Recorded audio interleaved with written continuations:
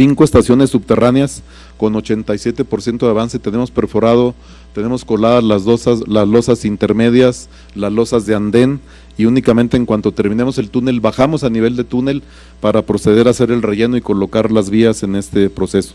De tal manera que la estación La Normal trae un avance del 95%, la Alcalde del 96%, la Catedral 91%, la Independencia 64% y la Plaza La Bandera 93%. En la plaza que se va a denominar el Centro de Transferencia Multimodal, en la estación La Normal, vale la pena señalar que la obra que hicimos para entrar con la tuneladora y poder hacer todos los preparativos, la vamos a usar también para un centro de transferencia multimodal subterráneo que le quitará el tráfico de autobuses y de camiones a todo lo que es la avenida Alcalde y esa área importante de Guadalajara, con lo cual libera de manera muy seria, de manera muy futurista, esa parte de la ciudad para que pueda seguir desarrollándose el comercio y el desarrollo del centro histórico de la ciudad de Guadalajara. Vale la pena señalar por último en este tema del túnel que el proyecto estuvo acompañado siempre por el Instituto de Ingeniería de la UNAM, por los ingenieros más calificados de nuestro país, por el INAH, para preservar ahí casi 200 edificios entre catalogados como patrimonio histórico y como patrimonio cultural, y a la fecha que prácticamente salimos ya del municipio de Guadalajara y cruzamos todo el centro histórico sin ninguna novedad, cero problemas, tal cual estaban planeadas las cosas. Pasamos por abajo del Templo San Francisco, por abajo de la Catedral, por ese centro histórico tan bonito y tan representativo para nuestro país y sobre todo para la ciudad. En la siguiente lámina vemos lo que llevamos de avance en el viaducto 2, que corre de la Plaza de la Bandera a la central camionera y que con una longitud de 7.45 kilómetros, terminados al 100%, hemos instalado en él 5.15 kilómetros de vía, nos faltan solamente 2.3 que deberán estar terminados al cierre de diciembre a nivel de vías. Catenarias iniciamos ya, llevamos un avance de 1.5 kilómetros, al cierre de noviembre estaremos dejando listo para soldar casi 5 kilómetros y al cierre de diciembre el resto. Esta obra tiene la obra civil terminada al 100%, los viaductos, 6 estaciones en la obra civil y la estructura metálica, que vale la pena señalar que toda la estructura metálica y todos los soportes del tren se fabricaron y se construyeron en Guadalajara con trabajadores mexicanos, con ingenieros mexicanos, ahí mismo en la plaza. La obra civil de las estaciones, las 6 estaciones prácticamente al 100% y únicamente faltan escaleras, elevadores y acabados. En material rodante, la flota de 18 trenes ya está en la ciudad. Estos trenes tienen capacidad para 700 personas y lo que ya comenté de la vía y la catenaria a nivel del detalle deberá estar terminada para finales de año. Talleres y cocheras en una superficie que casi cubre 11 hectáreas en el área del municipio de Tonalá, casi colindancia con Tlaquepaque. Está terminada al 90%, ahí vemos algunas de las fotografías, en una lámina más adelante por favor, otra más. Bueno, perdón, es que ya ni te dije, perdónenme. Ahí están los talleres y cocheras, ya está con todas las instalaciones, están las subestaciones eléctricas, la iluminación, las torres de los patios, casi 11 hectáreas, las playas de vías, el acceso a los talleres, a las cocheras, con todos los detalles. Comento que el proyecto se cumplirá en tiempo y forma, el tren deberá estar en pruebas operativas para el mes de mayo, no le vemos ningún problema y ahí pues todo en orden con este proyecto de Guadalajara. Es un proyecto que, insisto, duplica la capacidad de transporte en este tipo en el área metropolitana de Guadalajara, dándole servicio a los 4 municipios que conforman esa área metropolitana. En el tren, en la siguiente lámina, en el tren México-Toluca, a nivel de recordatorio también, bueno, casi 58 kilómetros de longitud, de los cuales 4.7 son de túneles, tiene 6 estaciones, de las cuales 2 terminales y 4 intermedias, la terminal Sinacantepec en el Estado de México, la estación Pino Suárez, la Tecnológico y la Lerma, y en la Ciudad de México la estación Santa Fe y la terminal Observatorio. Este tren tendrá una flota de trenes, 30 trenes de 5 vagones cada uno, que tiene capacidad para 744 personas por cada uno de los trenes. En demanda máxima podremos pegar 2 trenes para casi darle servicio a 1,500 pasajeros. Trae una inversión autorizada a la fecha en la cartera de inversión de 56,511 millones de pesos, de los cuales hemos invertido prácticamente 37,000. Vale la pena señalar aquí que en el año 2013 y 14 los ocupamos para hacer proyectos, estudios, bases de licitaciones y todo lo demás, de manera que en el 14, ya con presupuesto autorizado, se llevaron a cabo las licitaciones y se asignaron 22 obras, que son las que conforman el tren México-Toluca, ambas, todas las licitaciones sin inconformidades en ninguno de los procesos. El proyecto ejecutivo está concluido.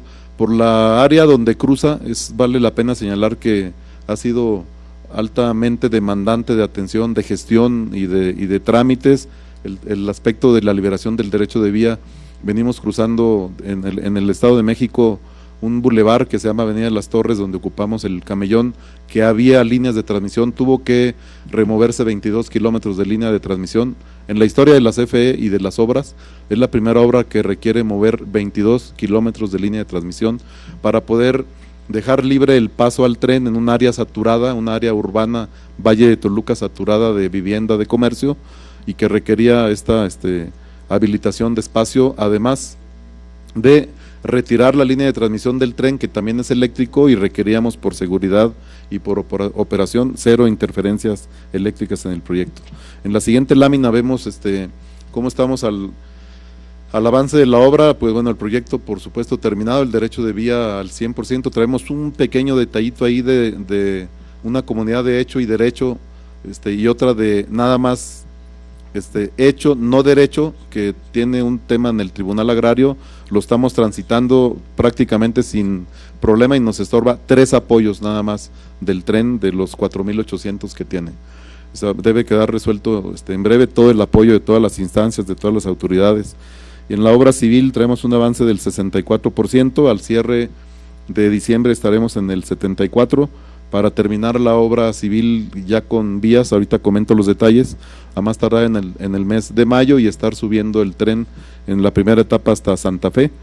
El material rodante, traemos de los 30 trenes, 14 ya perfectamente armados y probados en el lugar de la obra, 11 más en donde lo estamos armando en Huehuetoca, aquí en el Estado de México, y al cierre de diciembre tendremos 22 trenes completos y probados, para que los siguientes 8 estén en la obra a más tardar en mayo del 2018.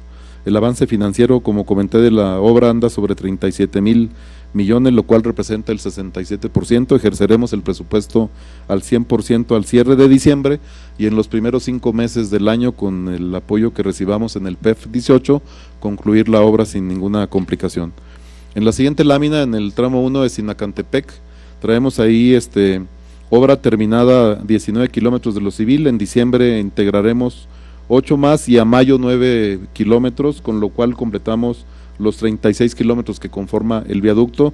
Vale la pena señalar que de estos 36 kilómetros, 4 son por el piso, 4,5 son por el piso, el resto en viaductos elevados, con una complejidad importante desde el punto de vista de la obra, porque requiere ir, vamos a decirlo así, dando la pendiente con el viaducto, porque este tipo de trenes, por la velocidad con que corre, 160 kilómetros en la máxima, 95 en la media comercial, requiere que no excedamos la pendiente en un 4%, por eso fue necesario que con el propio viaducto fuéramos dando la pendiente, para que el tren, que vale la pena señalar también, fue diseñado especialmente para este proyecto, especialmente para México, porque conjunta características especiales en su diseño de ingeniería. La motorización en todos los bojes, en todas las ruedas, con motores de casi 450 caballos en cada rueda. El freno, que va a ser por la pendiente cuando bajemos hacia la Ciudad de México o hacia el Valle de Toluca, que tienen los propios motores, freno regenerativo, que por cierto le aporta casi el 24% de la energía que consume el tren a la catenaria, y eso le genera un arroyo y un proyecto sustentable de energía. Y la forma en la que está diseñado el tren para que pueda lograr esas características, son 3 condiciones pues que satisface para cumplir con la altitud sobre el nivel del mar, casi 3,000 metros, la pendiente y la velocidad. Entonces es un tren diseñado muy especialmente para este proyecto. El avance lo traemos en una obra civil en el tramo 1 del 79%, debemos terminar probando pruebas, por la redundancia del tren, a más tardar en junio del 2018. En este siguiente lámina vemos el avance de las estaciones, las 4 estaciones terminadas en la obra civil al 100% y trabajando fuerte ya con lo que es cuartos técnicos, cubiertas y escaleras, para que una vez que se terminen ya cerrarlas hacia lo que es el acabado final de cancelerías de cristal, pisos y molduras y demás. En la siguiente lámina vemos el avance del túnel. Un túnel, como ya comenté, de 4.7 kilómetros. Llevamos al día de hoy 2.536 metros en el túnel 1, con una media de avance entre 17 metros diarios.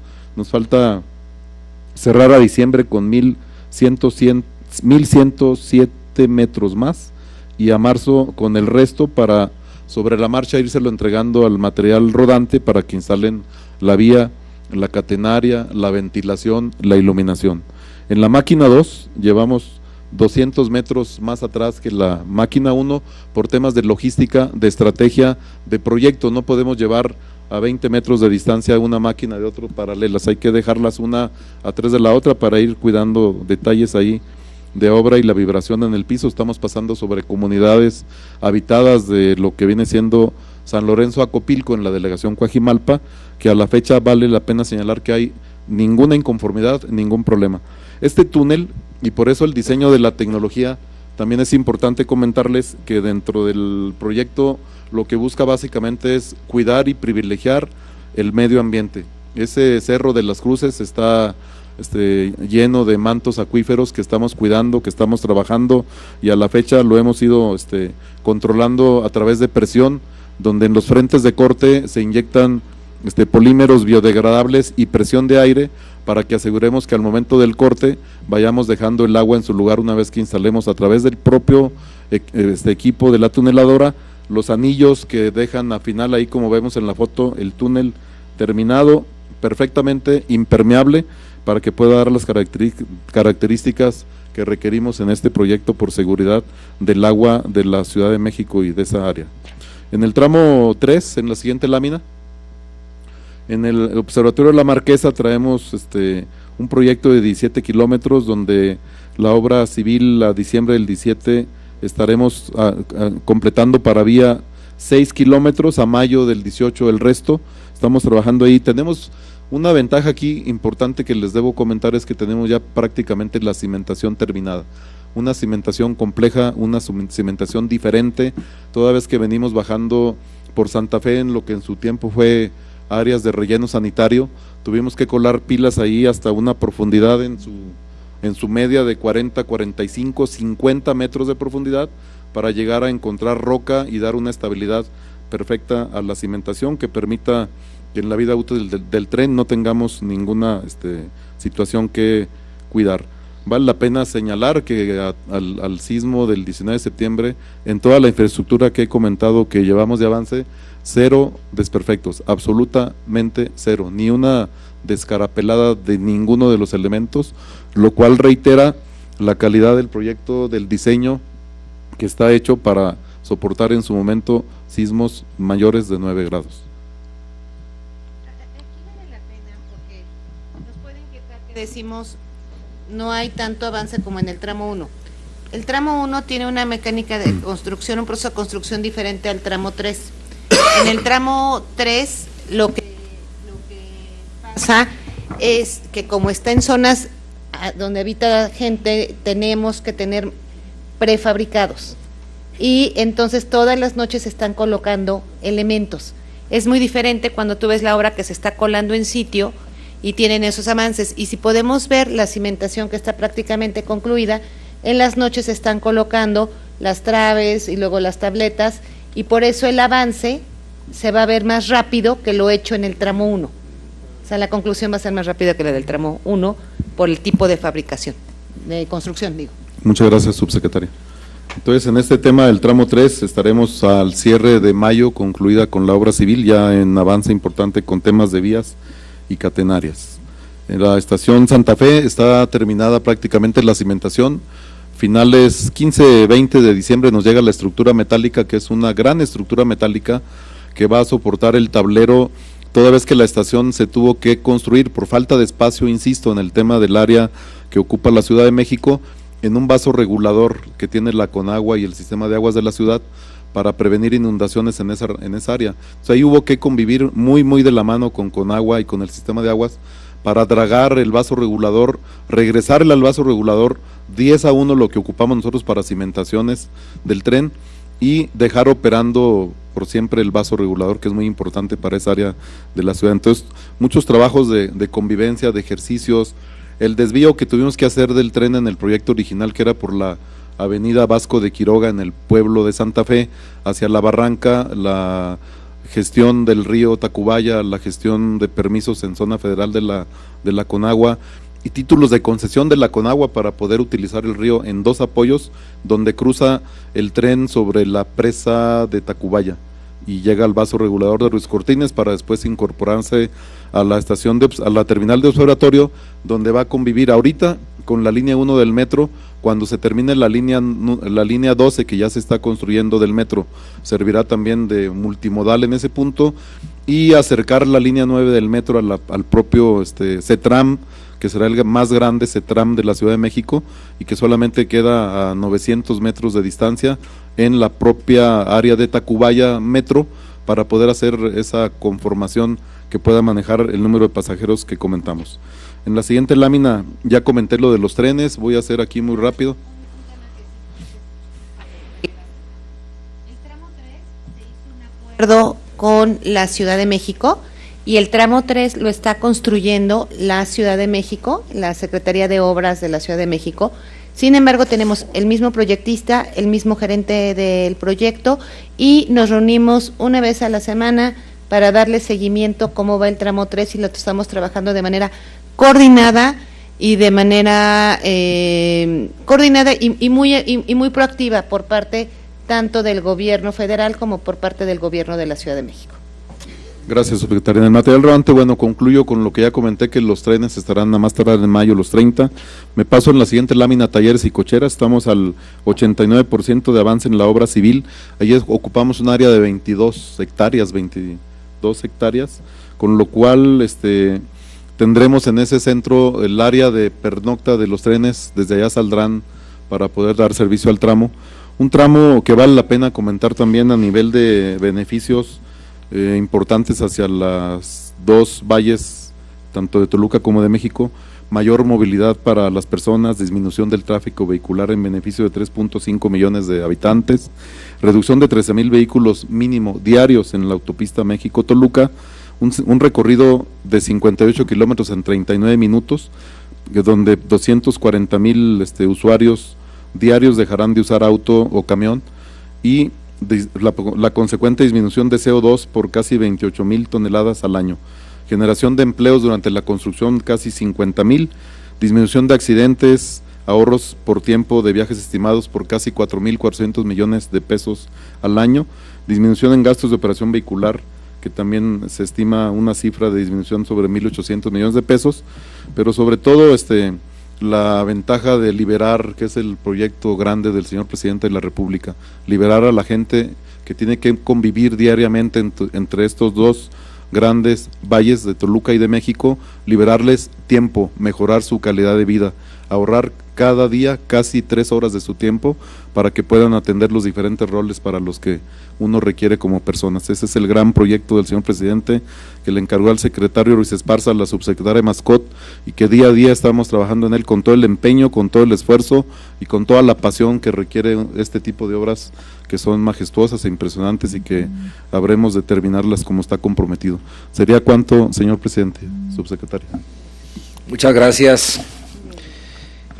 Bueno, pues es un recuento de lo que finalmente les prometimos a nuestros compañeros diputados, que tendríamos la información. Creo que ha sido muy exhaustiva y yo le quiero pedir a mi tocayo pues que haga finalmente la solicitud de aquellos que quieran participar en algunas dudas, algunas reflexiones, algunos intercambios con los funcionarios que lo deseen hacer, pues favor de registrarse.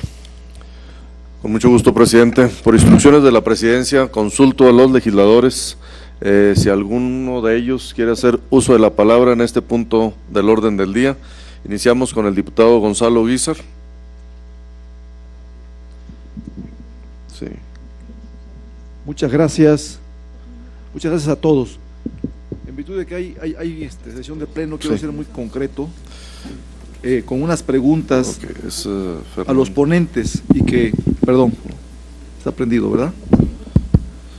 Decía que en virtud de ser muy concreto por la sesión del pleno, excelente exposición, felicito a la comisión por esta sesión de comparecencia de proyectos estratégicos para el país.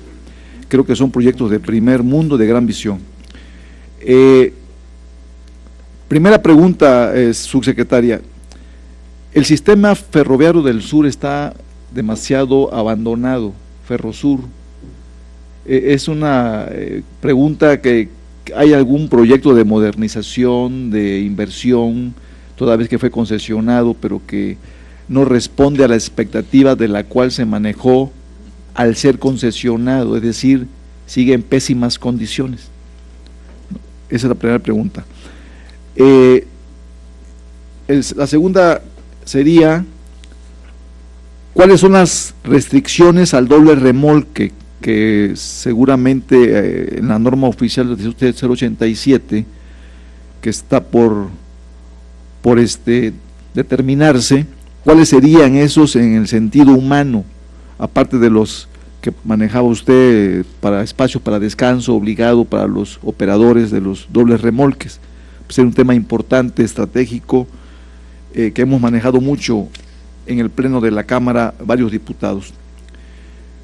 La tercera pregunta sería el aeropuerto de Minatitlán. Volvemos al sur, el sur del país, al sureste del país. Siempre el sureste ha sido con un concepto manejado como de segunda clase los ciudadanos que viven en el sur. Al menos eso lo demuestra ahora la buena decisión del Ejecutivo derivado de ese concepto de las zonas económicas especiales. Es decir, estas acciones, si tiene usted alguna información respecto a alguna inversión contundente para modernizar el tema de transporte, llámese ferroviario, llámese portuario, movimientos portuarios, etcétera. Si usted conoce alguno, independientemente de que tenga usted, que esté en su ámbito de competencia, digamos. Y cómo modernizar y hacer internacional el aeropuerto de Minatitlán.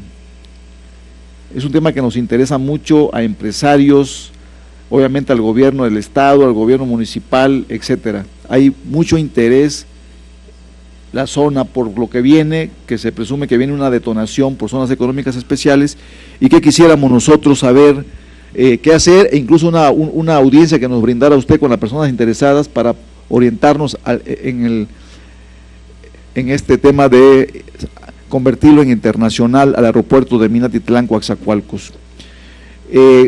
¿Cómo van las disposiciones de las sanciones a las líneas aéreas que alteran los horarios en tema de derechos de pasajeros? Creo que eso es un tema que nos interesa mucho, por supuesto. Y desde luego, en el área del aeropuerto internacional de la Ciudad de México, en esa construcción nueva, solicitarle de manera muy respetuosa que el área que se destina a migración sea un área digna. Digo, no la conozco, posiblemente lo será seguramente por la gran inversión. No se nos vaya a descuidar que un gran proyecto de gran inversión, de gran envergadura, como decía nuestro presidente Baltasar, de las obras más importantes, yo diría, de la historia en materia de infraestructura del país, que no se nos vaya a pasar, que sea un área digna para los deportados, para los repatriados, que esa área destinada sea, la verdad, demasiado, o mejor dicho, estrictamente digna para ellos, ¿no? Esa es mi participación. Muchas gracias.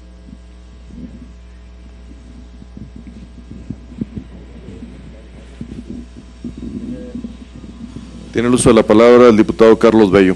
Vamos a hacerlo por cada 3 diputados, Sí. la respuesta del funcionario al que vaya dirigida el cuestionamiento. Muy bien, muchas gracias. Buenos días. Bienvenida subsecretaria, a su equipo de trabajo. Una sola pregunta. ¿Nos queda claro el impacto que tiene el nuevo aeropuerto internacional de la Ciudad de México hacia afuera del país? Toda la conectividad y las facilidades que va a generar para que el país se desarrolle a través de esta obra, magna obra. Quisiera preguntar si este aeropuerto impacta y de qué manera impacta hacia la conectividad interna del país. ¿Cuáles son los beneficios que tiene hacia el interior del país este aeropuerto? Sobre todo en el tema de precios de las tarifas aéreas al interior del país, que tengo entendido, si me equivoco me corrigen por favor, pues siguen siendo de las más caras. La accesibilidad de la gente hacia un medio de transporte aéreo es muy difícil, porque las tarifas son caras. Entonces me gustaría saber eso, por favor, muchas gracias. Tiene el uso de la palabra el diputado Herminio Corral. Ay, bueno, el diputado Fernando. ¿Qué tal? Muy buenos días, bienvenida secretaria, a todos los titulares de aeropuertos, de ferrocarriles, amigas, amigos, compañeros diputados, a todos los servidores públicos. 2 temas. ¿A qué empresa se ha sancionado por irregularidades en el servicio aeroportuario? Sería una. Y la otra, afortunadamente en su anterior participación aquí en la Cámara, hace casi un año, fue muy generosa al escucharnos para un tema de rescate de vías de ferrocarril que ya estaban en desuso. Se generó una expectativa por parte del secretario del EST, en el caso particular del estado de Hidalgo, y se dio la esperanza de que a través de un pronunciamiento que hizo se iban a otorgar estas vías en la zona de la región Tula-Tepeji. Estas vías están en desuso hace 25 años. Hicimos personalmente un trámite con el director de ferrocarriles aquí presente, que fue muy generoso en recibirnos una vez, pero las demás veces ya no, ya eran sus funcionarios, y logramos, en base a ese comentario de origen, generar recursos para aprovechar la zona en la vialidad del centro de Tula, Hidalgo, un recurso para realizar una obra. Se etiquetó la obra, pero finalmente la empresa que está concesionada a esta vía no lo otorgó. Se realizó la obra finalmente porque era perder un presupuesto. Hoy está demandado el Estado por esta empresa, la obra está terminada, la está usando la población, y es un tramo tan limitado y tan pequeño que realmente sí nos desahogó mucho en la zona centro, pero tenemos esta demanda.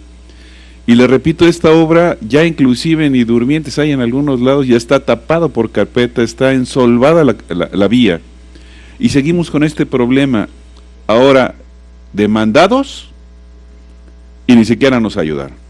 Y este era un compromiso que se hizo y usted fue muy generosa, nos dio esa posibilidad y le pedimos su intervención para que nos pueda facilitar y continuar con este proyecto que vale la pena, le ha sido de enorme utilidad. La gente, ellos no saben del problema interno, ellos ven la obra como que el gobierno de la República nos ayudó, que Ferrocarriles nos ayudó, pero en la realidad tenemos esa demanda. Y ya no pudimos etiquetar recursos y pues tenemos ese problema. Espero que con su intervención nos pueda ayudar para resolver este problema. Muchísimas gracias. Presidente, vamos a dar esos 3 oportunidades de diputados, las preguntas, los cuestionamientos, y vamos a pedirle a los funcionarios de transporte si pueden contestar. Así es. Muchísimas gracias. Bueno, diputado Guízar, gracias por sus comentarios. Coincido con usted, el sistema ferroviario del sureste estuvo abandonado porque hace algunos años, después de un huracán, el concesionario dejó las vías en su momento, se las asignaron al fideicomiso del Istmo de Tehuantepec y las logró operar, que es el famoso Chiapas-Mayap, que conocemos nosotros como, al principio de esa administración decían la bestia porque se subían ahí varios migrantes, y está la del FIT, que es la del Istmo de Tehuantepec, que va de Salina Cruz a Coatzacoalcos. Esta administración se propuso rehabilitar estas vías porque son de gran importancia para el sureste de nuestro país, y hemos invertido hoy en día ya la cantidad de 3.700 millones de pesos. Se tiene un avance del 60% del proyecto que debemos de concluir al final de esta administración. Hemos rehabilitado 225 kilómetros y hemos efectuado trabajos de conservación en 336 kilómetros. Si ustedes pueden ver, hoy en día ya este tren no sale en los anuncios en la primera plana de que era donde se transportaban la mayoría. Sin embargo, ya fue rescatado de un concesionario que lo tuvo asignado de manera directa y que no lo podía operar porque no tenía la capacidad ni financiera ni técnica para operar este tren. Ya se rescató y ahorita se está haciendo un estudio que nos va a permitir el segundo trimestre de la administración del año que entra, poderlo licitar para que un tercero lo opere. Es un tren estratégico, porque une a todo el sureste y trae precisamente esta parte del Istmo, que es de Salina Cruz a Coatzacoalcos. No sé si con eso le quede lo del Chiapas-Mayap. Luego, en cuanto a las restricciones del doble remolque, se están pidiendo algunos temas importantes en la norma 012. Tenga que tener una autorización expresa de la SCT para poder circular con un doble remolque. Hay una parte de este equipo que se llaman los dolis, que es donde se une una caja con la otra, que de ellos hay que tener su registro, su placa, ver que sea el del fabricante y que este dolly sea autorizado también por parte de la SCT. Se les está poniendo un gobernador de velocidad para que físicamente el conductor no tenga posibilidad de emocionarse con el acelerador, entonces que lo limite la velocidad a 80 kilómetros por hora. Luego tiene que contar con un sistema de GPS que puede para prever el respaldo de toda la información y así tener el trazo de ese conductor desde su salida hasta su llegada, y que esté a disposición tanto de la Policía Federal como de la SCT. Luego, estos camiones para poder circular tienen que tener los mejores sistemas de freno, que incluyen el ajuste automático para asegurar la distancia del frenado, y tienen que tener también espejos auxiliares de la manera delantera como un elemento externo para poder evitar esos puntos ciegos en el momento de la conducción. Luego, adicionalmente también se pusieron otras limitaciones para los camiones que no las tenían, porque no nada más son los trailers del doble remolque los que nos pueden afectar, sino el otro tipo de configuraciones, frenos ABS, sistema de ajustes automáticos y cámaras de frenado de doble acción, también los espejos auxiliares, cintas reflejantes para añadir visibilidad, y estamos con los convenios con la parte de la Policía Federal para el seguimiento de cada una de estas normas. Esta norma se sometió está por subirse a COFEMER los últimos comentarios recibidos y esperamos que sea publicada en breve. La otra de las principales disposiciones de la norma 087, que es precisamente la que regula al conductor, establece, entre otras, una pausa de 30 minutos cuando se haya conducido hasta 5 horas continuas, que podría ser una pausa durante un lapso de 5 horas y media, de acuerdo a las condiciones de viaje. Luego, las condiciones de descanso diario de conducción en ningún caso serán acumulables. El conductor debe de llevar una bitácora de servicio y exhibirla cuando le sea requerida por alguna autoridad. Para el transporte de pasaje es obligatorio un segundo conductor cuando la ruta exceda de 9 horas. Para transporte de carga, el tiempo máximo de conducción podrá ser hasta 14 horas por hora con intermedios de descanso y con una pausa que no puedan conducir por más de 8 horas continuas, además de pausas mínimas de 30 minutos cada 5 horas. Esto es histórico en nuestro país, nunca habíamos visto la regulación de las horas de descanso, es un gran reto, pero creo que podemos tener la posibilidad de avanzar en este tema. Está en COFEMER, está también en COFEMER con los últimos comentarios para que ambas sean publicadas a la brevedad. Si las quieren conocer, con muchísimo gusto se las hacemos llegar a cada uno de ustedes. Al diputado Guizar, yo pediría que se la hiciéramos llegar para que tenga mayores elementos para conocerla. Definitivamente, para poder convertir un aeropuerto en internacional tiene que cumplir con ciertos requerimientos de distancia, de inicio, de medición de la propia pista y distancias que hayan por los tipos de aviones, porque para vuelos internacionales los aviones pues tienen que tener mayores dimensiones. Lo que le voy a pedir al controlador aéreo Miguel Peláez es que por favor me haga un análisis específico del aeropuerto de Minatitlán, para ver esa posibilidad. Aquí está el controlador, y le doy seguimiento puntual, diputado, para que podamos ver cómo se va dando esta situación, si es viable, si hay que adquirir mayor terreno, porque tengo el conocimiento de algunos que sí los hemos podido convertir en internacionales, y también tengo el de otros que por las distancias y no la posibilidad de tener terrenos adyacentes, no se han podido volver internacional, pero lo revisamos en específico el aeropuerto de Minatitlán, cuente con ello, me llevo esa tarea. Lo sé, y tenemos ahí 2 aerolíneas que están volando hoy en día, y hay que buscar que sigan volando estas y otras más. Y bueno, y está también el tren, ahí, precisamente este tren, y tenemos ahí el aeropuerto, entonces hay que impulsarlo. Muchas gracias, diputado. Luego, las líneas aéreas, los derechos de los pasajeros. La propia Ley de Aviación Civil estableció la obligatoriedad para el SCT de emitir un reglamento, el cual ya fue emitido, y de emitir también unas bases.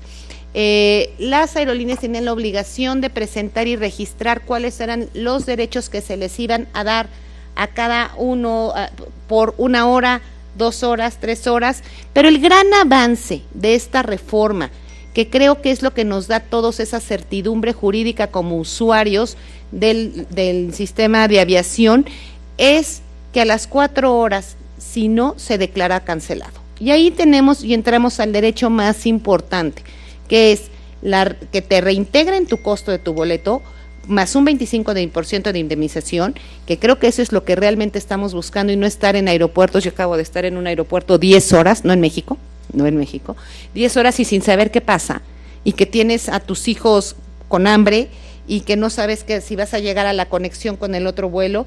México, estamos muy avanzados con esto que hizo el legislador de darles estos derechos a los pasajeros. Hoy en día las aerolíneas ya pusieron su información, ya la subimos nosotros a la página de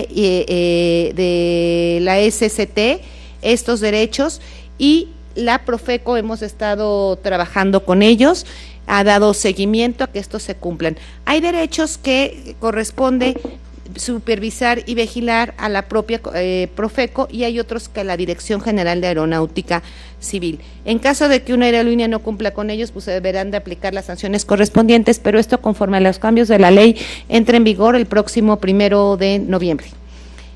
Luego, con el tema, espero haberle contestado, diputado, muchas gracias.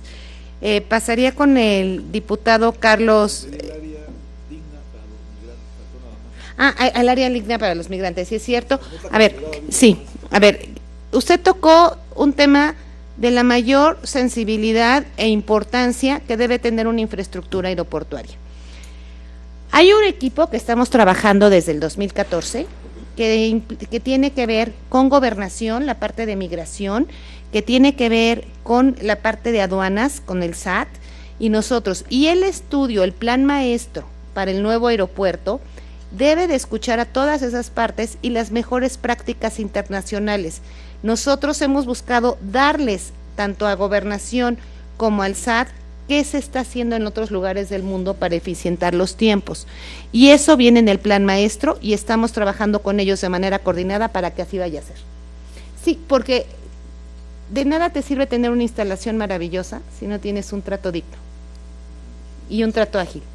Y esa es la clave del buen funcionamiento de un aeropuerto. Muchas gracias, diputado. Luego pasaría con el diputado Carlos Carlos Bello, que es ¿dónde está el diputado? Aquí está. Ajá. A ver, el impacto del nuevo aeropuerto dentro de nuestro país, no el impacto hacia afuera. El Aeropuerto Internacional de la Ciudad de México es un hub. ¿Qué es un hub? Que es un aeropuerto donde llegan aviones de cualquier lugar, sean del interior del país o del exterior, llegan a la Ciudad de México y de ahí se van a otros puntos. Esa es la diferencia con algunos otros aeropuertos. ¿Qué hace que se vuelva un aeropuerto de conectividad? Al poder entrar mayores aerolíneas y mayores vuelos, la conectividad se va a incrementar. ¿Por qué? Porque a las aerolíneas les conviene hacer puntos de conexión en aeropuertos que sean precisamente estos hubs. Entonces, este nuevo aeropuerto, su diseño está hecho para que sea un hub, y un hub tiene que tener, desde el diseño de la infraestructura, espacios para que la gente pueda tener su conectividad en el mayor tiempo posible. Entonces, tú llegas, vienes de Tijuana, pasas a la Ciudad de México y de aquí de la Ciudad de México te vas a Minatitlán. El tema que teniendo una infraestructura suficiente es que se va a dar la agilidad en estos puntos de conectividad, que es lo que caracteriza o hace la diferencia entre el aeropuerto de la Ciudad de México de otros aeropuertos del propio país. Luego, las tarifas. De aquí les tengo que dar pues unos datos del INEGI que pueden ser consultados por ustedes en la propia página del INEGI. Del 2012 a la fecha hemos obtenido un incremento que es de enero de septiembre del 2012 a enero de septiembre al 17, o sea, este septiembre, el INEGI establece que el incremento en la aviación ha sido del 1.8%, es decir, menos de cada año la inflación y la situación económica. 1.8 de incremento en estos años, en 5 años, pues es realmente muy poco. Sí hay rutas que podemos ver nosotros que puede tener un incremento y que nosotros lo notamos en nuestros propios bolsillos. Y esto lo que hace el INEGI es el promedio de todas las rutas. ¿Por qué se ha mantenido ese precio? Porque hay muchísima competencia en la aviación. Porque en México, afortunadamente, la política aeronáutica, y ahí vemos los resultados, hay competencia en varios puntos. Donde no hay competencia es donde debemos de cuidar las tarifas. Y lo que se va a buscar es seguir teniendo esta gran competencia en los grandes puntos para que estas tarifas no se incrementan. Y estos pues son datos del INEGI, no son nuestros, los consultamos y ahí están. Se los dejo. No sé, diputado Bello, si alguna otra, ¿no? El diputado Fernando Quetzalcóatl. Las empresas sancionadas por parte de la Profeco, Miguel pregunta, ¿tenemos alguna sancionada por parte de nosotros con el tema de derechos de pasajeros?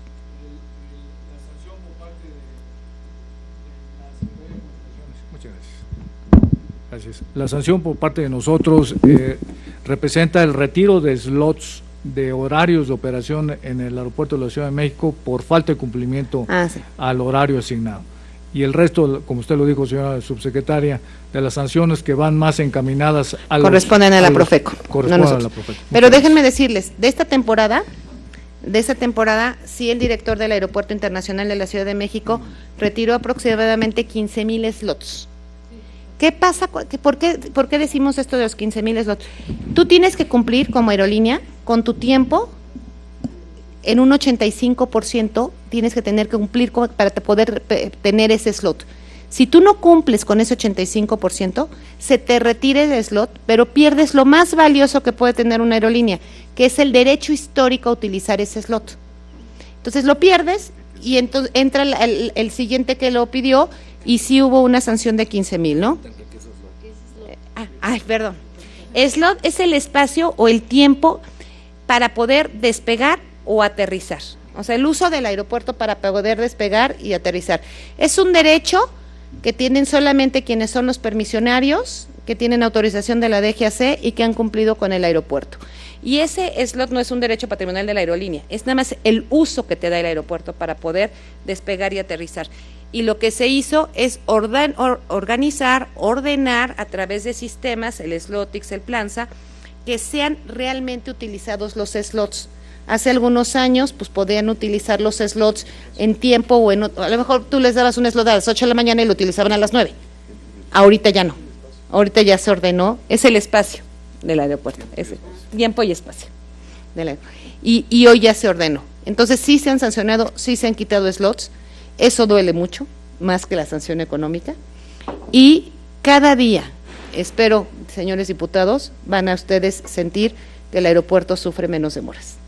Ese es el objetivo, que ustedes sientan en sus viajes, ojalá en unos meses que me vuelvan a invitar a platicar con ustedes, me digan, lo hemos sentido. Eso me va a dar muchísima satisfacción.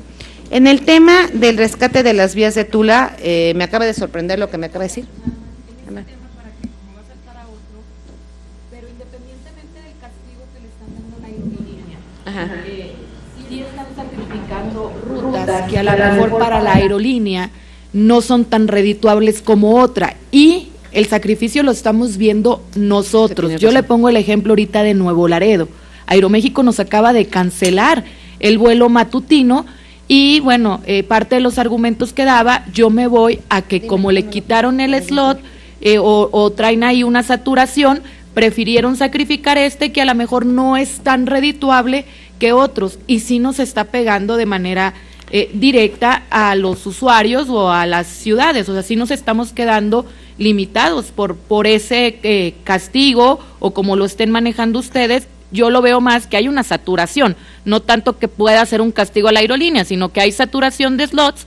Entonces, pues ya le dicen a la aerolínea, nada más vas a tener o 100 diarios, o es un decir, y ellos pues hacen su ajuste, que se supone que con el aeropuerto nuevo también va, que era lo que quería de las partes dejar claro. Pero gracias. A ver, diputada, usted tocó un tema importantísimo, importantísimo. Precisamente la función del servicio público son dos cosas, la seguridad y la conectividad. O sea, ¿qué se tiene que buscar como servicio público? Y por eso es un servicio público que a lo mejor es dado por privados, pero a través de permisos otorgados por la autoridad. Lo que se busca es eso, que tengamos conectividad y que tengamos seguridad. Y luego, pues el menor costo posible, el mejor servicio al usuario, en fin. Reviso el caso de Nuevo Laredo. Lo reviso en específico porque sí me gustaría ver qué pasó ahí. En teoría eso no debería de estar sucediendo. Lo voy a revisar porque si tenemos a lo mejor 10 vuelos en una hora a una ciudad, no tenemos por qué cancelar precisamente uno que nada más tenemos 2 o 3 aerolíneas en un día. Me llevo el tema de Nuevo Laredo. No, estas medidas que se pusieron en ningún momento buscan limitar la conectividad. En 2 años esto se soluciona totalmente con el nuevo aeropuerto. Lo que se busca es ordenar el aeropuerto, porque el aeropuerto tiene que operar de manera, pues más, el actual aeropuerto debe de actuar de manera de un aeropuerto saturado y dar el servicio de calidad que se requiere. Me llevo ese tema y me llevo para comentárselo a usted en específico y ver qué pasó. No es la finalidad es que no perdamos ninguna conectividad, porque es nuestro principal objetivo, mantener la conectividad, ¿sí? Y me quedo nada más lo de Tula, ¿verdad? No sé si algo más, diputada. No, ya. Y parte de Aeroméxico viendo el tema, pero yo me voy más al área de que fue lo de los slots. O sea, ese es el pretexto que están poniendo algunas, ¿eh? Ajá. Sí. No. Ok, pero no, yo creo que no debe de ser así y no puede ser así. O sea, sí, yo he visto en algunos medios de comunicación que si no me das más voy a dejar de volar acá, y es una medida de presión.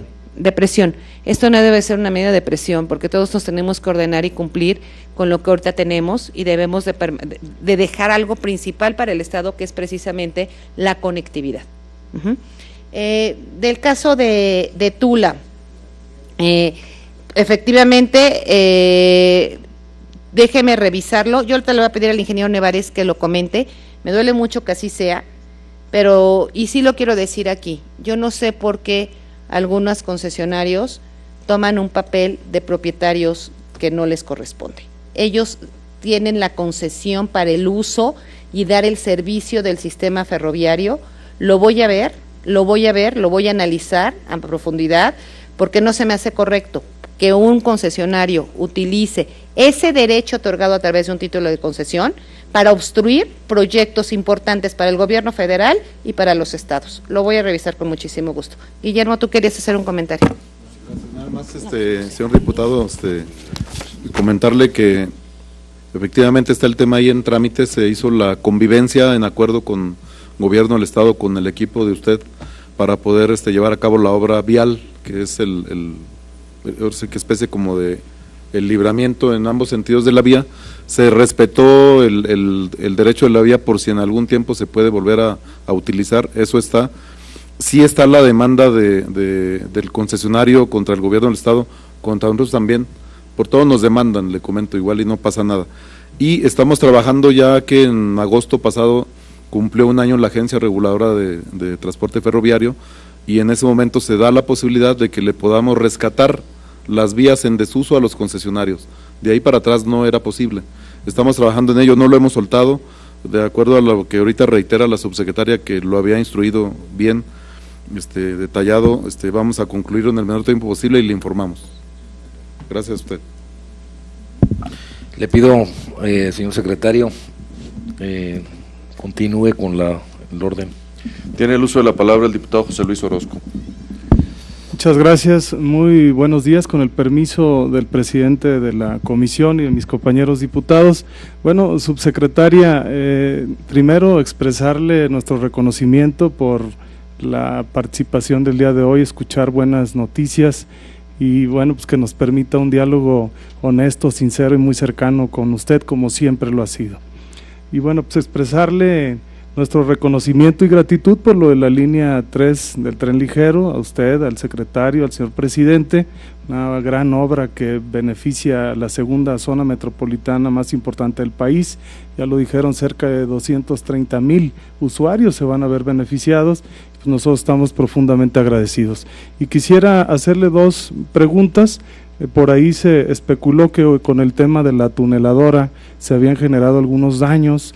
Yo sé que el tema más complicado ya pasó, que es donde está la Catedral de Guadalajara. No sé si ahora hubo alguna prevención y si hubo algunos daños, si hubo algunas reparaciones. Y la otra pregunta sería por algunas expresiones de los comerciantes de Guadalajara que preguntan y están un poco inconformes por si existe algún retraso en la obra y cuándo tenemos el fin de la misma, ¿no? ¿Cuál es la expectativa ya final? Pero fundamentalmente son buenas noticias, estamos muy agradecidos. Muchas gracias. Tiene el uso de la palabra la diputada Sandra Luz.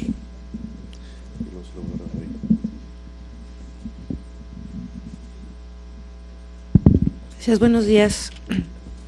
Presidente, espero que nos puedas justificar la falta en el Pleno para poder estar en toda la sesión. No, nos parece que ya lo habíamos pedido y qué bueno, presidente, que se da esta oportunidad de poderlo charlar, aunque tengamos el otro compromiso en el Pleno. Así que voy a ser muy precisa con las preguntas que me gustaría que pudieran ayudarnos, tanto el licenciado Patiño, que reconozco por supuesto que hemos estado en contacto permanente ahí en Texcoco, gracias, y con la subsecretaria, muchas gracias. Pero nos surgen un sinfín de dudas y creo que es un tema que lo he venido planteando, no es la primera vez que lo digo, también se los he expresado a ustedes, al grupo aeroportuario, de manera personal. Daba un dato la subsecretaria donde decía que los accidentes en las carreteras federales han bajado el porcentaje. Pues creo que nosotros estamos en el porcentaje que no ha bajado, ¿no? Y tiene que ver, obviamente, y nos queda claro, que somos el municipio, digámoslo así, directamente afectado por el tema del nuevo aeropuerto, en cuestión de la propia construcción y toda la logística que ello conlleva. Y hemos nuevamente se ha incrementado la circulación de camiones de carga muy fuerte. Contábamos con el programa de empleo temporal y esto nos ayudaba muchísimo. Ya no lo tenemos, ¿no? ¿Verdad? ¿Que no sabía usted? Bueno, no está. Y eso a nosotros nos ayuda mucho, a los que circulamos día a día nos ayuda mucho porque los chicos y las chicas que trabajan ahí, pues bueno, dan circulación muy precisa a los que circulamos de manera diaria por Texcoco, ¿no? Entonces, lo vuelvo a poner en la mesa, ya lo había comentado, pero ojalá pudiéramos darle salida a este pendiente. Efectivamente son muchos camiones, usted lo decía, son 1,500 camiones diarios. Entonces es una saturación impresionante de transporte, que si de por sí las propias ciudades ya van creciendo, pues obviamente en una situación de logística para la construcción del nuevo aeropuerto y hacer llegar estos materiales, pues obviamente satura. Ojalá pudiéramos ver este tema de manera particular. Y bueno, y tengo algunas dudas muy precisas que nos podrían comentar. Han mencionado sobre el tren y el metro, creo que ahí no se proyecta, ojalá pudieran hacer un poco más de referencia a este transporte, a estas terminales de transporte que se van a utilizar a los alrededores del nuevo aeropuerto. Hay un video que está circulando justamente sobre la conexión de el puente que se está construyendo entre la carretera federal y la autopista Peñón-Texcoco. Anda circulando, yo entiendo que es de manera extraoficial porque no lo habíamos visto, ojalá también nos pueda comentar al respecto de esto. Hice la pregunta en la sesión pasada sobre en qué vieron ustedes que se movió con el desastre natural que tuvimos en el 19 de septiembre. Y bueno, y hay una parte que me gustaría que nos explicaran también. Dentro del municipio de Texcoco hay una zona confinada. Hemos tenido una serie de complicaciones ahí con los vecinos. Ojalá nos pudieran dar un poco de explicación respecto a esto. No quisiera aunar más en el tema porque parece que tenemos corto tiempo, pero sí me gustaría que más bien nos explicaran qué está sucediendo. ¿Hay inconformidad con respecto a eso? ¿En qué términos está? ¿No? ¿Cuánto, presidente? Y espero su respuesta. Gracias. Tiene el uso de la palabra el diputado David Sánchez.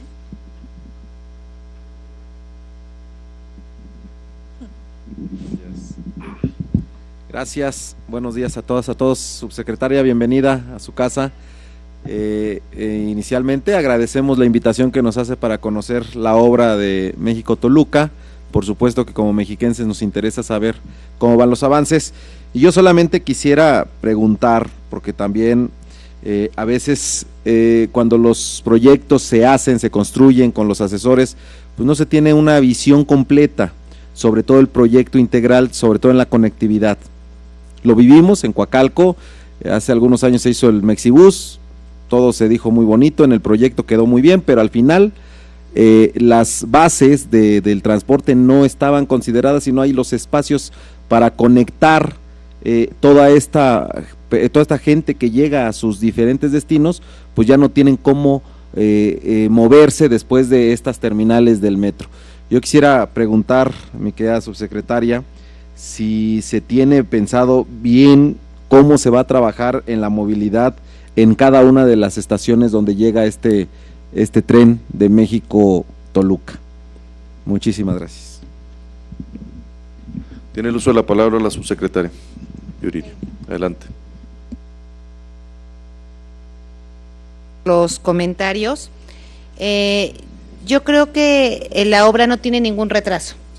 La obra va en tiempo, va en forma, las obras de repente avanzan más rápido, no, cosas natural, por ejemplo, las tuneladoras, si no se encuentra con un material difícil, avanzan muy rápido, después se encuentra con un material difícil, con una roca muy fuerte, hay que cambiar anillos, entonces se retrasa un poco, pero en sí la obra va en tiempo, va en forma, no nos preocupa, no es algo que nos cause dolor de cabeza. En abril del 2018 está concluida al 100%, inicio de pruebas, siempre se tardan las pruebas alrededor de 2 meses según el operador, y una vez que concluyen las pruebas ya entra en operación el propio tren. Ustedes van a poder ver su tren completito en abril del 2018.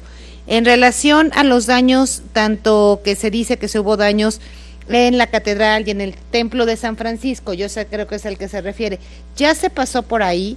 Ahorita le pido al ingeniero Guillermo Nevares nos haga un comentario muy breve, pero no hubo ningún daño importante. Adelante, Guillermo Nevares, si me lo permite el presidente. ¿Sí? Adelante.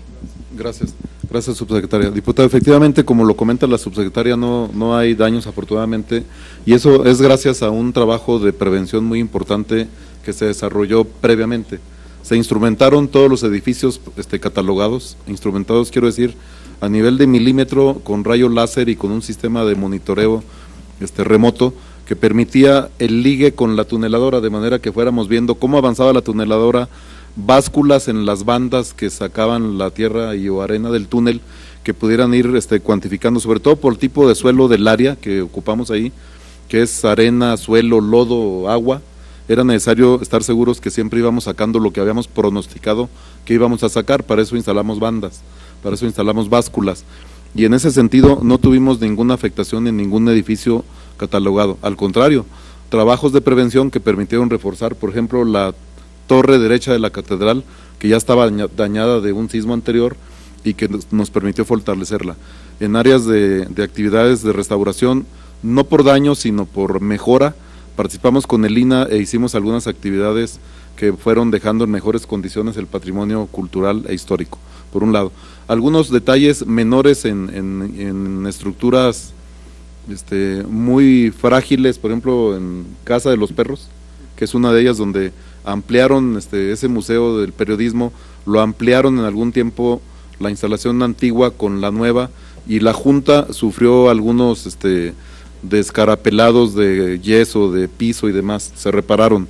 Y una casa habitación por ahí cerquita de San José, donde una escalera de la propia una casita muy pequeña que servía para llegar al segundo piso, que estaba mal estructurada, se dobló un poquito ahí con el movimiento de la máquina, se les rehabilitó y se les construyó la escalera nueva. Es todo lo que tuvimos que hacer en todo el tramo de los 4 kilómetros del túnel.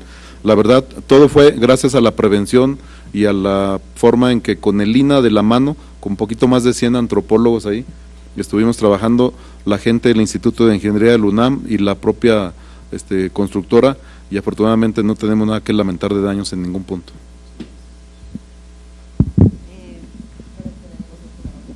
Muchas gracias.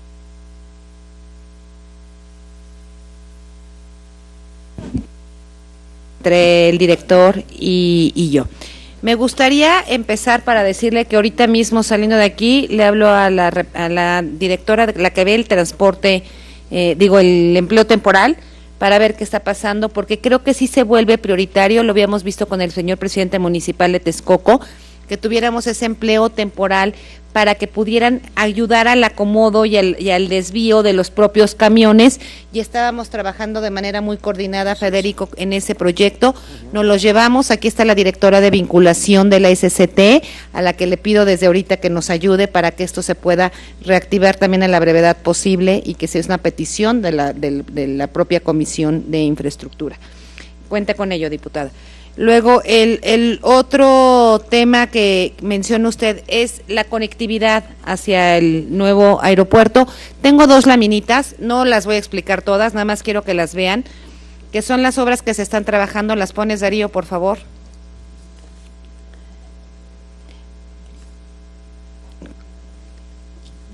Bueno, en lo que las ponen, ahí está, mire.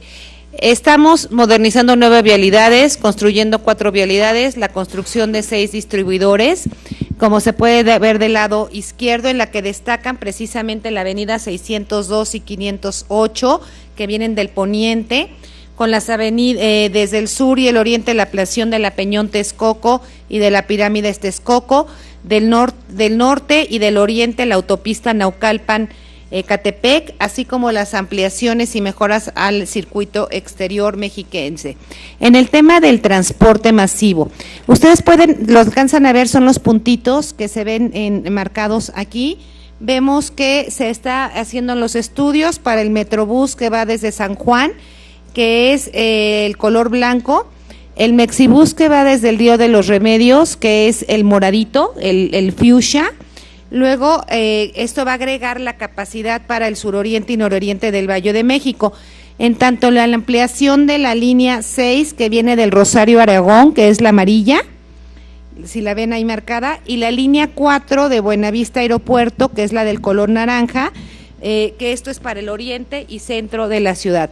Hay un estudio que se está haciendo con la Ciudad de México, Fonadi nos dio los recursos para un tren express. Este tren express está en análisis, pero lo que se pretende es que salga de Observatorio, Chapultepec, Pantitlán, y que con esto podamos tener todo el sistema de transporte para llegar al nuevo aeropuerto.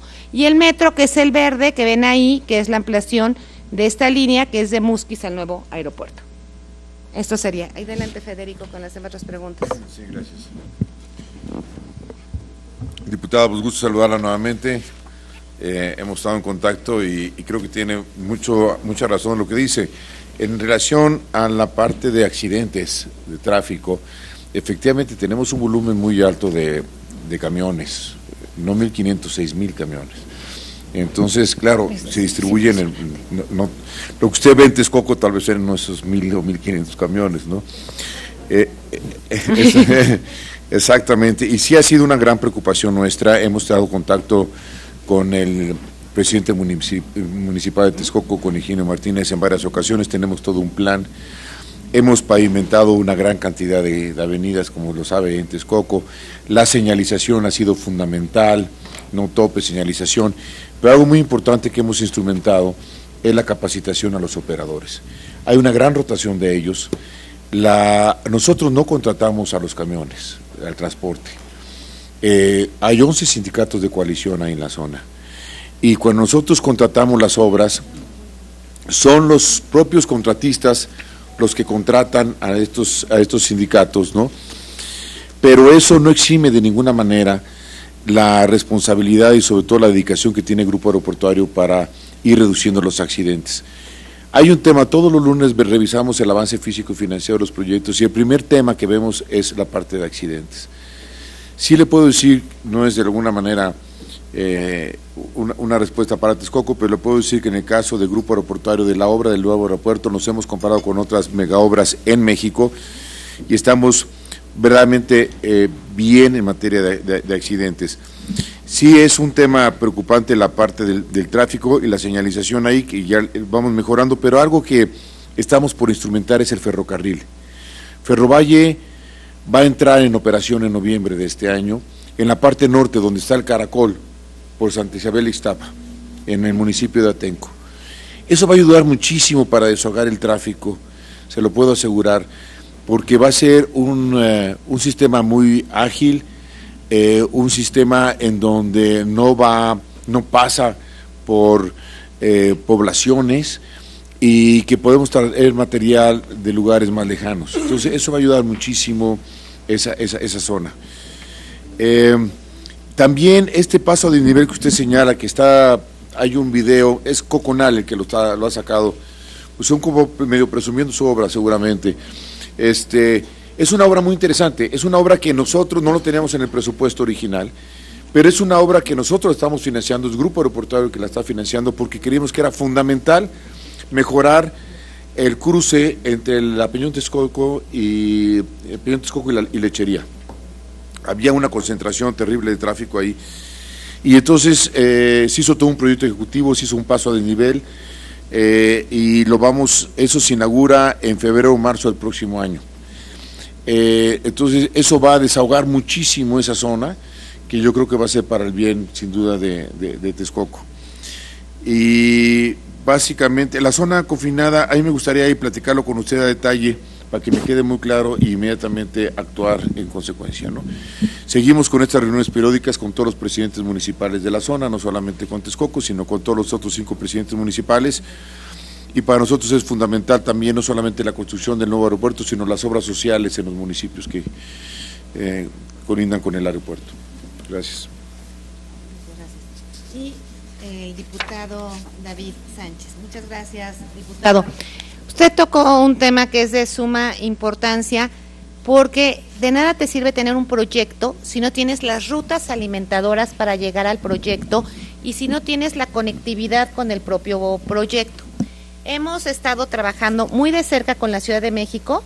Creo que Observatorio no tiene ningún problema, ni Santa Fe, porque estamos trabajando también en rutas alimentadoras y también en estacionamientos para que puedan ser utilizadas esas 2 estaciones. Lo que hemos estado viendo desde Sinancantepec, Pino Suárez Tecnológico y Lerma es encontrar los principales puntos de conectividad para que con la Secretaría de Movilidad del Estado de México